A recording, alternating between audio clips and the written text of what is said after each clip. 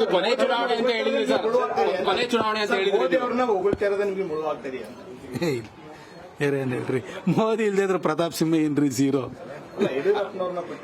ಸುಮ್ನೆ ಹಂಗೆಲ್ಲ ಹೇಳ್ಬಿಡಿ. ಯಡಿಯೂರಪ್ಪ ಸಾಹೇಬ್ರು ನಮ್ಮ ಅನ್ಕ್ವಶನಬಲ್ ಲೀಡ್ರು ನೋಡಿ. ಯಾವಾಗ್ಲೂ ಉಂಟಲ್ಲ, ಎಷ್ಟೋ ಸರಿ ಏನೇನೋ ಬೇರೆ ಬೇರೆ ತರ ವಿಶ್ಲೇಷಣೆಗಳು ನಡೀತವೆ. ಯಡಿಯೂರಪ್ಪ ಸಾಹೇಬರು ಪಕ್ಷವನ್ನ ಈ ಮಟ್ಟಕ್ಕೆ ಬೆಳೆಸಲಿಲ್ಲ, ಕಟ್ಟಲಿಲ್ಲ ಅಂತಂದಿದ್ರೆ ಇವತ್ತು ಬಿಜೆಪಿ ಎಲ್ಲಿರ್ತಾ ಇತ್ತು? ಅವತ್ತು 1983ರಲ್ಲಿ 2 ಸೀಟ್ ಇದ್ದಿದ್ದು ಬಿಜೆಪಿ. ಅದಾದ ನಂತರ ನಮ್ಮ ಮೋದಿ ನಮ್ಮ ಯಡಿಯೂರಪ್ಪ ಸಾಹೇಬರು ತಾನೇ ಪಕ್ಷವನ್ನು ಕಟ್ಟಿದವರು. ಇದ್ದವರೊಬ್ಬರನ್ನು ಕೂಡ ಬಿಟ್ಟೋದ್ರು, ಒಬ್ಬರೇ ಏಕಾಂಗಿಯಾಗಿ ಪಕ್ಷವನ್ನು ಕಟ್ಟಿದ್ರು.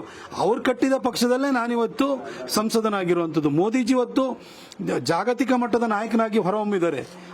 ಆದರೆ ಕರ್ನಾಟಕದಲ್ಲಿ ಬಿಜೆಪಿನ ಕಟ್ಟಿ ಬೆಳೆಸಿದ್ದು ಅದು ನಮ್ಮ ಯಡಿಯೂರಪ್ಪ ಸಾಹೇಬರು. ಅವರು ಇಷ್ಟು ದೊಡ್ಡ ಮಟ್ಟದಲ್ಲಿ ಕಟ್ಟಿ ಬೆಳೆಸಿದ್ರಿಂದಲೇ ನನ್ನಂತವರಿಗೂ ಕೂಡ ಅವಕಾಶವಾಗಿದ್ದು. ಹಾಗಾಗಿ ಯಾರು ಇದರೊಳಗಡೆ ಅವ್ರದ್ದು ಇವ್ರದ್ದು ಅಂತ ಬೇಡ, ವ್ಯತ್ಯಾಸ ಅಂತೇನಿಲ್ಲ. ಕರ್ನಾಟಕಕ್ಕೆ ಯಡಿಯೂರಪ್ಪ ಸಾಹೇಬರು ಒಂಥರ ಮೋದಿ ಇದ್ದಾಗೆ, ದೇಶಕ್ಕೆ ಮತ್ತು ಜಗತ್ತಿಗೆ ಭಾರತದ ಅಗ್ರಗಣ್ಯ ನಾಯಕ ಅದು ಮೋದಿಜಿ. ಇದು ಕೊನೆ ಚುನಾವಣೆ ಅಂತ ಹೇಳಿದ್ರಿ ಸರ್.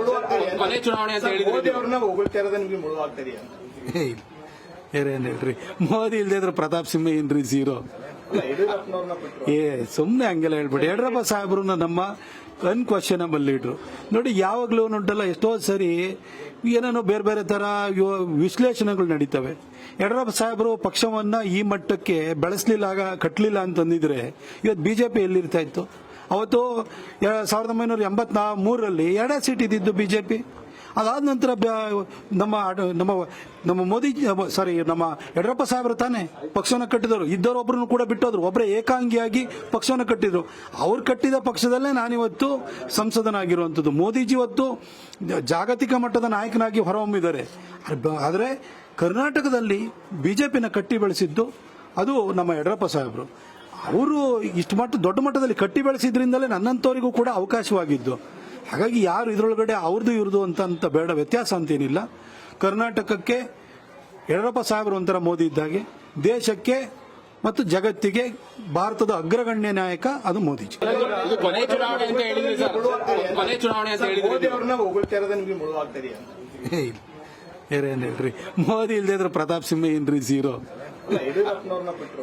ಸುಮ್ನೆ ಹಂಗೆಲ್ಲ ಹೇಳ್ಬಿಡಿ. ಯಡಿಯೂರಪ್ಪ ಸಾಹೇಬ್ರು ನಮ್ಮ ಅನ್ಕ್ವಶನಬಲ್ ಲೀಡ್ರು ನೋಡಿ. ಯಾವಾಗ್ಲೂ ಉಂಟಲ್ಲ, ಎಷ್ಟೋ ಸರಿ ಏನೇನೋ ಬೇರೆ ಬೇರೆ ತರ ವಿಶ್ಲೇಷಣೆಗಳು ನಡೀತವೆ.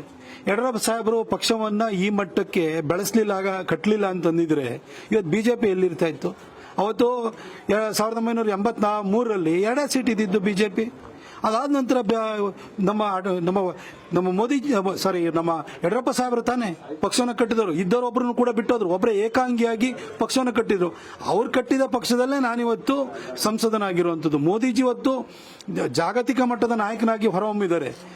ಆದರೆ ಕರ್ನಾಟಕದಲ್ಲಿ ಬಿಜೆಪಿನ ಕಟ್ಟಿ ಬೆಳೆಸಿದ್ದು ಅದು ನಮ್ಮ ಯಡಿಯೂರಪ್ಪ ಸಾಹೇಬರು. ಅವರು ಇಷ್ಟು ದೊಡ್ಡ ಮಟ್ಟದಲ್ಲಿ ಕಟ್ಟಿ ಬೆಳೆಸಿದ್ರಿಂದಲೇ ನನ್ನಂತವರಿಗೂ ಕೂಡ ಅವಕಾಶವಾಗಿದ್ದು. ಹಾಗಾಗಿ ಯಾರು ಇದರೊಳಗಡೆ ಅವ್ರದ್ದು ಇವ್ರದ್ದು ಅಂತ ಬೇಡ, ವ್ಯತ್ಯಾಸ ಅಂತೇನಿಲ್ಲ. ಕರ್ನಾಟಕಕ್ಕೆ ಯಡಿಯೂರಪ್ಪ ಸಾಹೇಬರು ಒಂಥರ ಮೋದಿ ಇದ್ದಾಗೆ, ದೇಶಕ್ಕೆ ಮತ್ತು ಜಗತ್ತಿಗೆ ಭಾರತದ ಅಗ್ರಗಣ್ಯ ನಾಯಕ ಅದು ಮೋದಿಜಿ. ಅನುಕ್ಷಣದ ಸುದ್ದಿಗಳಿಗಾಗಿ ವಿಸ್ತಾರ ನ್ಯೂಸ್ ಯೂಟ್ಯೂಬ್ ಚಾನೆಲ್ ಸಬ್ಸ್ಕ್ರೈಬ್ ಮಾಡಿ. ಹೊಸ ಸುದ್ದಿಗಳ ನೋಟಿಫಿಕೇಶನ್ಗಾಗಿ ಬೆಲ್ ಐಕಾನ್ ಕ್ಲಿಕ್ ಮಾಡಿ. ಲೇಟೆಸ್ಟ್ ಅಪ್ಡೇಟ್ಸ್ಗಾಗಿ www.vistaranews.com ವೆಬ್ಸೈಟ್ಗೆ ವಿಸಿಟ್ ಮಾಡಿ.